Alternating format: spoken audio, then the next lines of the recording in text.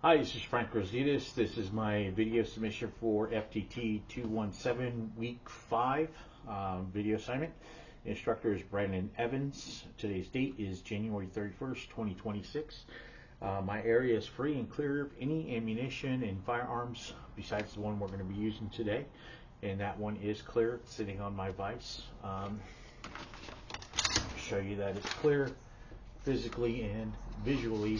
There's nothing in the chamber. Weapon safe. Today what we're going to be doing is 6 different parts.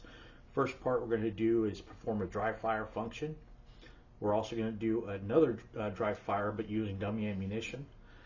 Then we're going to talk about the feel of the trigger, and then we'll move on to measuring the barrel length as well as the twist rate of the barrel itself.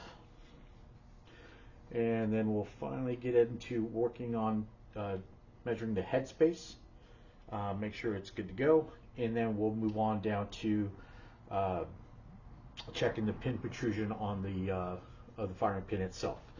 So 6 parts, so let's get to it. Okay, so what we're going to do is we're going to perform the dry fire functions test. Seeing as how I'm in California, I am unable to set my firearm on safe without having it charged. So what we'll do is charge the handle, let it go, then the weapon, while on safe, pull the trigger, does not fire. We'll go ahead and reset the trigger to semi, pull the trigger, and then hold the trigger down.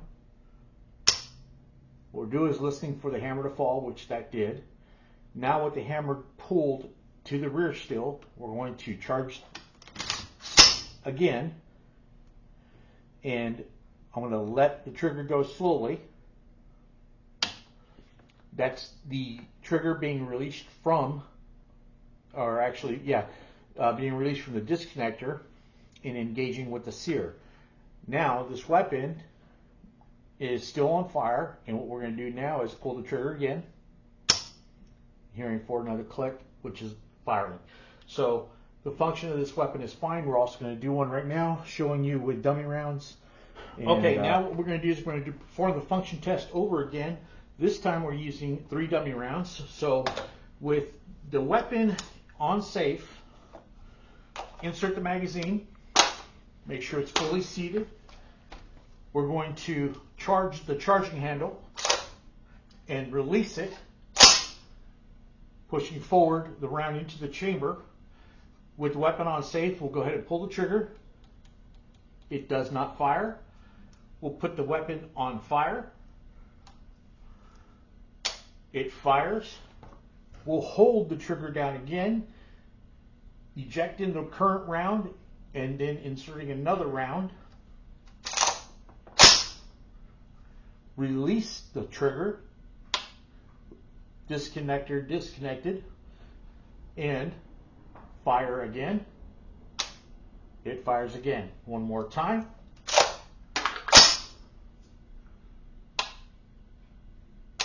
Fired again. So function test of this weapon is good.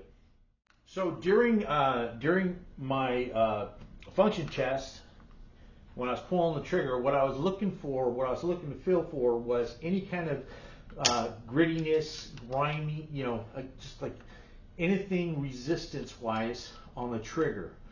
Making sure that it pulled nice and smooth to the rear.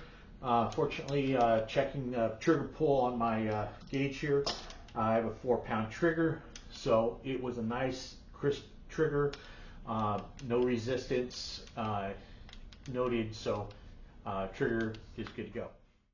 Okay, next what we're going to do is we're going to check for headspace.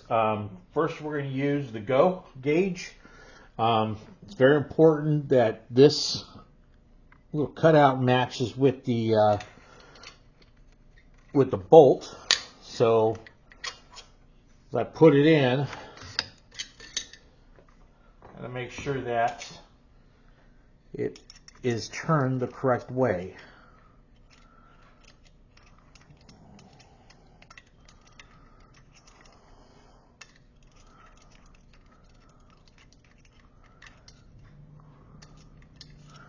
almost facing a 2 o'clock position. So with this one, I should be able to lock the bolt all the way in like it did.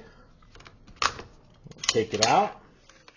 So next we'll be using the no-go gauge. It's red right here. I'm going to make sure I insert this one in and that it's sitting at the 2 o'clock position. Sliding the bolt in. It will not go. You'll see that there's clearance right there and it will not go in. So that is the no-go, so it passed the go, no-go test. Okay, so now we're going to go ahead and check the barrel twist rate. The way we're going to do this is we're going to insert this rod through the bore end and out through the muzzle end. I have a flag here. We're going to start this off in the 12 o'clock position. It's going to go around completely one turn. Once that turn is done, I'll mark where it stopped, where it started, measure that distance. That'll give me the twist rate. So let's get that started. I'm going to insert the patch just until I feel it against the bore. Take my marker. I'm going to mark my spot where it starts. And I'm going to push right through until it completely does one full turn. There it is.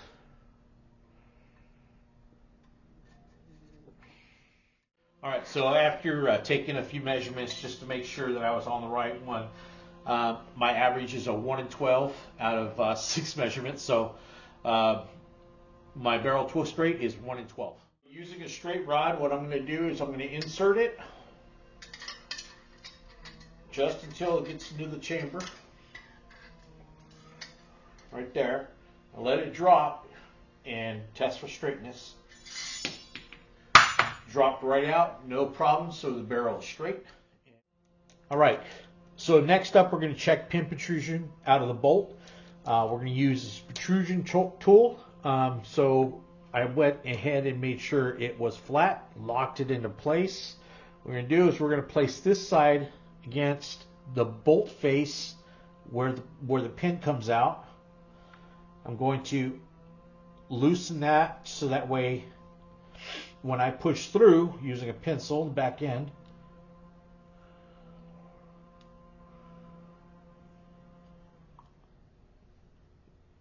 the pin pushed, and I'm going to lock it into place, and it gave me that right there. Yeah, there you go. So taking my calipers, I'll go ahead and make a measurement. So using the calipers and the firing pin protrusion device here, my measurements for my bolt protrusion is 0.042, which is within the 0.40 to 0.058. So we are within the measurements for that. So the bolt firing pin is good to go. So this should conclude all of the assignment, and we'll see you at the next assignment. Thank you.